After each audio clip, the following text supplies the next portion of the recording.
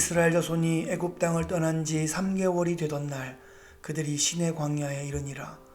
그들이 르비딤을 떠나 시내 광야에 이르러 그 광야에 장막을 치되 이스라엘이 거기 산 앞에 장막을 치니라. 모세가 하나님 앞에 올라가니 여호와께서 산에서 그를 불러 말씀하시되 너는 이같이 야곱의 집에 말하고 이스라엘 자손들에게 말하라. 내가 애굽 사람에게 어떻게 행하였음과 내가 어떻게 독수리 날개로 너희를 업어 내게로 인도하였음을 너희가 보았느니라. 세계가 다 내게 속하였나니 너희가 내 말을 잘 듣고 내 언약을 지키면 너희는 모든 민족 중에서 내 소유가 되겠고 너희가 내게 대하여 제사장 나라가 되며 거룩한 백성이 되리라. 너는 이 말을 이스라엘 자손에게 전할지니라. 모세가 내려와서 백성의 장로들을 불러 여호와께서 자기에게 명령하신 그 모든 말씀을 그들 앞에 진술하니 백성이 일제히 응답하여 이르되 여호와께서 명령하신 대로 우리가 다 행하리이다. 모세가 백성의 말을 여호와께 전하매 여호와께서 모세에게 이르시되 내가 빽빽한 구름 가운데서 내게 임함은 내가 너와 말하는 것을 백성들이 듣게 하며 또한 너를 영영히 믿게 하려 함이니라. 모세가 백성의 말을 여호와께 아뢰었으므로 여호와께서 모세에게 이르시되 너는 백성에게로 가서 오늘과 내일 그들을 성결하게 하며 그들에게 옷을 빨게 하고 준비하게 하여 셋째 날을 기다리게 하라. 이는 셋째 날에 나 여호와가 온 백성의 목전에서 시내산에 강림할 것임이니 너는 백성을 위하여 주위의 경계를 정하고 이르기를 너희는 삼가 산에 오르거나 그 경계를 침범하지 말지니 산을 침범하는 자는 반드시 죽임을 당할 것이라. 그런 자에게는 손을 대지 말고 돌로 쳐 죽이거나 화살로 쏘아 죽여야 하리니 짐승이나 사람을 막론하고 살아남지 못하리라 하고 나팔을 길게 불거든 산 앞에 이를 것이니라 하라. 이스라엘이 출애굽한 지 3개월이 되었을 때 드디어 시내 광야에 도착합니다. 이스라엘은 이 시내 광야에서 상당한 기간 동안 머물 예정이었습니다. 이곳은 모세가 40년 동안 양을 치며 지냈던 곳이고 호렙산 불타는 떨기나무에서 하나님으로부터 출애굽의 사명을 받았던 곳입니다.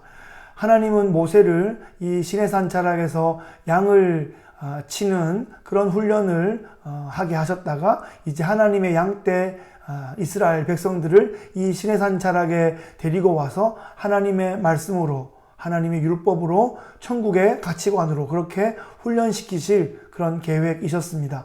하나님은 다 계획이 있으십니다. 하나하나 하나님 나라의 퍼즐이 맞추어져 가고 있습니다.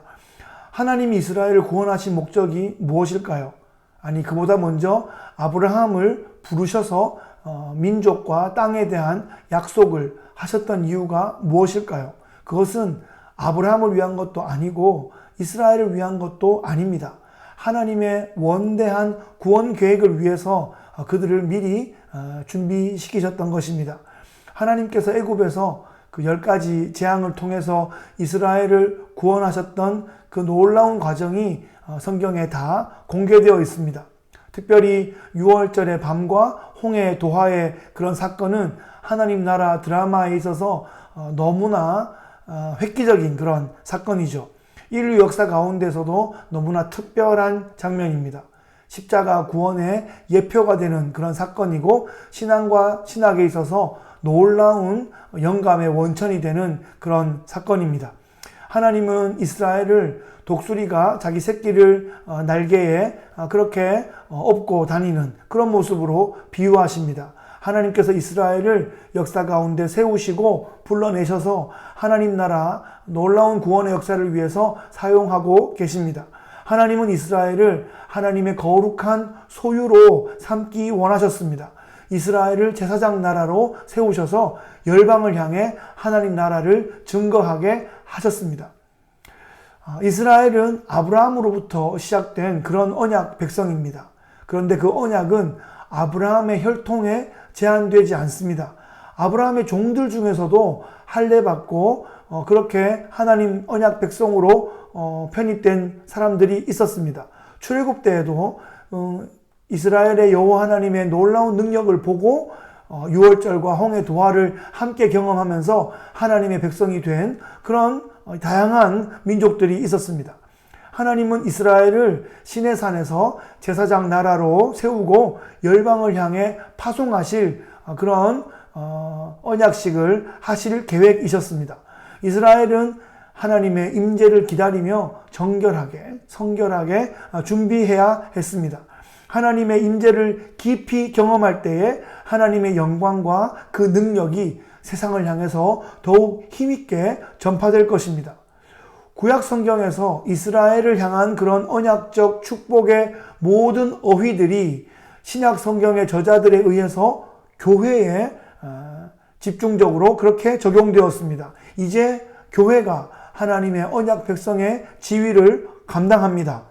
교회가 아브라함의 언약적 축복을 누립니다. 이제 교회가 하나님의 임재의 현현을 경험하며 정결함의 능력으로 준비되어서 세상을 향해 제사장 나라의 그 능력과 그 사명을 감당해야 하는 것입니다.